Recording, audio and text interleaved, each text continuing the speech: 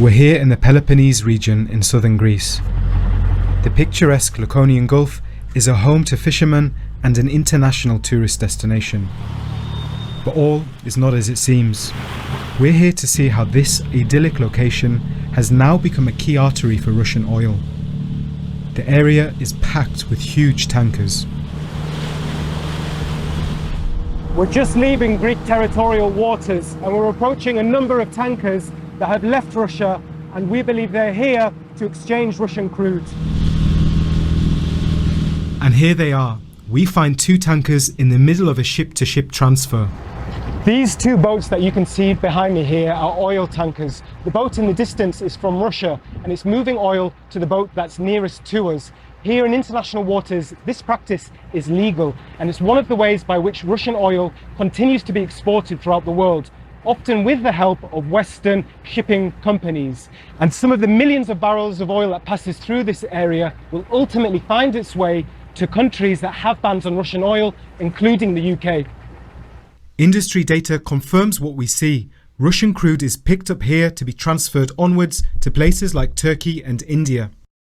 BBC Newsnight has had exclusive access to figures calculated by the environmental campaign group Global Witness. Since a ban on importing Russian energy was introduced by the UK with the G7 and EU in January, the numbers show the amount of Russian energy that's been processed in Indian refineries and made its way to the UK legally since then. The figures have been reviewed by BBC Verify and shown to independent experts. So how does this Russian energy still get to us? Travelling thousands of miles by tanker to 3 refineries in India, including Jamnagar, the world's biggest refinery. Here, the crude oil is mixed with products from other sources and refined into diesel. Across the 3 refineries, Russian oil makes up around 45% of what goes into the final product. In the 6 months following January this year, the UK imported 6.2 million barrels of refined energy from these 3 refineries, of which an estimated 2.33 million barrels was made with Russian crude. The diesel is used to power UK planes. The figures are equivalent to 1 in 8 of our flights using fuel from these refineries, or 1 in 20 British flights being powered purely by Russian crude. So how much is this all worth to Russia? According to the figures, in the first 6 months of 2023, the energy bought by the UK generated more than $122 million in revenue for Russia, of which at least $52 million went directly to the Kremlin in tax revenues. So you've had a chance to look at the calculations. Do they look roughly in the right ballpark to you? I've seen the figures and they do appear to have put very serious efforts to come up with very thorough estimates. And those estimates, both relating to petroleum products coming to the United Kingdom and also revenues going to Russia, are very much within the expected ballpark. We raised the issue with the UK government. They told us the claim is not true. Importers are required to provide proof that goods are not of Russian origin, and since the ban came into effect, there's been no import of Russian oil and oil products into the UK. Products are regarded as originating from a country if there's been a substantial and economically justified processing in that jurisdiction. So, the government have told us that if the energy imported in this way is refined in a third country like India, it doesn't matter if it's 30, 50 or 100% based on Russian crude. It's no longer Russian. And then the government can say they've ended all imports of Russian energy. These new figures are a wake-up call for us, and I believe for everybody. Russia is using the refining loopholes to sell oil to third countries and sold back to our allies, including the UK.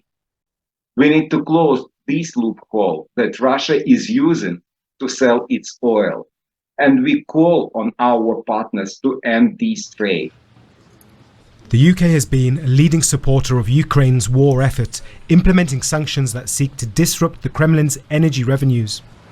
But was it anticipated that Russia would be able to exploit the refining loophole so significantly, plugging losses that the sanctions stood to make? This is the first time that we know exactly how much that's worth to the Kremlin, and so we now understand that our purchases is funding the war in Ukraine to the tunes of tens of millions, and that we can have a real impact by shutting it off. So Russia has essentially just skirted around the sanctions. Big British firms like BP and Shell are buying this jet fuel. Shell, for example, still has a pledge proudly displayed on its website to withdraw from all Russian hydrocarbons. Is the UK the only country doing this? No, so the US is also importing this Russian origin fuel, primarily as gasoline. So US drivers potentially being forced to buy Russian origin fuel. And it's also happening in the EU. Could these energy companies that are buying that energy not look elsewhere? So these companies are seizing on a market opportunity. They could absolutely replace it, but they're choosing not to for financial reasons. We put the issues raised to some of the energy companies involved. BP told us within a week of the attack, BP decided not to enter into new contracts with Russian energy companies. BP take compliance with sanctions very seriously. G7 governments have designed the system to maintain the flow of oil while limiting funds available to Russia. Shell said they've stopped purchases of Russian energy and are in compliance with sanctions. There is a dilemma between putting pressure on the Russian government over its atrocities in Ukraine and ensuring stable, secure energy supplies. It is for governments to decide on the incredibly difficult trade-offs that must be made.